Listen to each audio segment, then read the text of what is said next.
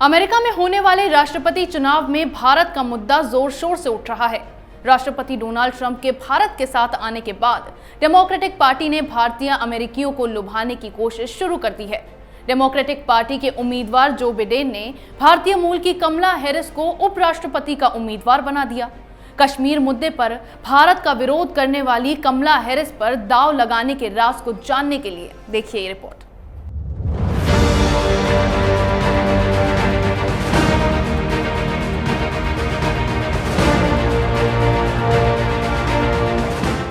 अमेरिकी राष्ट्रपति चुनाव की तैयारी अब अंतिम दौर में है। 3 नवंबर को होने वाले चुनाव के लिए रिपब्लिकन और डेमोक्रेटिक पार्टी ने हर वर्ग को लुभाने की तैयारी शुरू कर दी है। रिपब्लिकन पार्टी के नेता अमेरिकी राष्ट्रपति डोनाल्ड ट्रंप ने चीन और पाकिस्तान के खिलाफ भारत का समर्थन करके भारतीय अमेरिकियों का दिल जीता है। इसे देखते हुए डेमोक्रेटिक पार्टी ने एक नया दांव चला है। डेमोक्रेटिक पार्टी के राष्ट्रपति उम्मीदवार जो बिडेन ने भारतीय मूल की कमला हैरिस को उपराष्ट्रपति का उम्मीदवार बना दिया है। दरअसल अमेरिका में रहने वाले 20 लाख से अधिक भारतीय अमेरिकी परंपरागत तौर पर डेमोक्रेटिक पार्टी को वोट देते रहे हैं, लेकिन पिछले कुछ समय से भारतीय अमेरिकियों का झुकाव रिपब्लिकन पार्टी की ओर हो गया है। भारतीय अमेरिकियों को ट्रंप की भारत समर्थक नीति पसंद आ रही है। अमेरिकी राष्ट्रपति और रिपब्लिकन उम्मीदवार डोनाल्ड ट्रंप ने पाकिस्तान और चीन के मुद्दे पर भारत का साथ दिया है। पाकिस्तान के खिलाफ भारत की कार्रवाई के समय भी ट्रंप ने भारत का साथ दिया। कश्मीर के मुद्दे पर भी अमेरिकी राष्ट्रपति की चुप्पी भारत के हित में रही। इसके अलावा चीन के मुद्दे पर भी अमेरिका ने भारत का भरपूर साथ दिया है।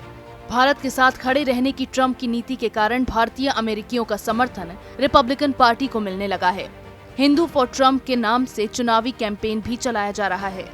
पिछले दिनों इस संगठन ने वर्चुअल रैली की थी, जिसमें 1 लाख से ज्यादा लोगों के शामिल होने की बात कही गई। पीएम मोदी और राष्ट्रपति ट्रंप की नजदीकियों के कारण भारतीय अमेरिकियों ने अब की बार ट्रंप सरकार के नारे लगाए। भारतीय अमेरिकियों का ट्रंप के साथ जाने के कारण डेमोक्रेटिक पार्टी थोड़ी परेशान हो गई है। डेमोक्रेटिक पार्टी के कई नेताओं ने इस बीच भारत विरोधी रुख अख्तियार किया था। कश्मीर से विशेष राज्य का दर्जा खत्म किए जाने पर डेमोक्रेटिक पार्टी के कई नेताओं ने भारत सरकार के फैसले का विरोध किया था। डेमोक्रेटिक पार्टी के नेता कमला हैरिस जब राष्ट्रपति उम्मीदवार बनने के लिए कैंपेन चला रही थी, तो 2 बार उनसे कश्मीर के बारे में पूछा गया था। उन्होंने दोनों बार कश्मीर के मुद्दे पर अंतर्राष्ट्रीय हस्तक्षेप की बात कही थी। यही नहीं, उन्होंने तो यहाँ तक कह दिया था कि कश्मीरियों को ये ध्यान रखना चाहिए कि दुनिया में वे अकेले नहीं हैं। डेमोक्रेटिक पार्टी के दूसरे नेताओं ने भी कश्मीर में मानवाधिकार का मुद्दा उठाया था। आरोप खन्ना, प्रमिला जयपाल, राजा कृष्णमूर्ति और कमला हैरिस ने तो CAA पर भी भारत सरकार के फैसले का विरोध किया था। इनकी इसी नीति के कारण जब विदेश मंत्री S जयशंकर अमेरिका के दौरे पर थे, तो उन्होंने उस प्रतिनिधि मंडल से मिलने से इनकार कर दिया था, जिसमें प्रमिला जयपाल भी शामिल थी। जयशंकर ने साफ तौर पर कह दिया था कि इन नेताओं ने कश्मीर और CAA पर भारत का विरोध किया है। प्रमिला जयपाल से मिलने से मना करने पर कमला हैरिस ने भी विदेश मंत्री जयशंकर की आलोचना की थी। भारतीय मूल की कमला हैरिस का विचार भारत विरोधी रहा है। हालांकि कमला हैरिस भारतीय मूल की होने का फायदा उठाने की कोशिश करेंगी, लेकिन जिस तरह से उन्होंने पिछले कुछ समय से भारत विरोधी रुख दिखाया है, उसके बाद भारतीय अमेरिकियों का दिल जीत पाना थोड़ा मुश्किल दिखाई पड़ रहा है। इसी तरह की खबरें मैं आपके लिए लाती रहूंगी। तब तक के लिए बने रहिए हमारे साथ।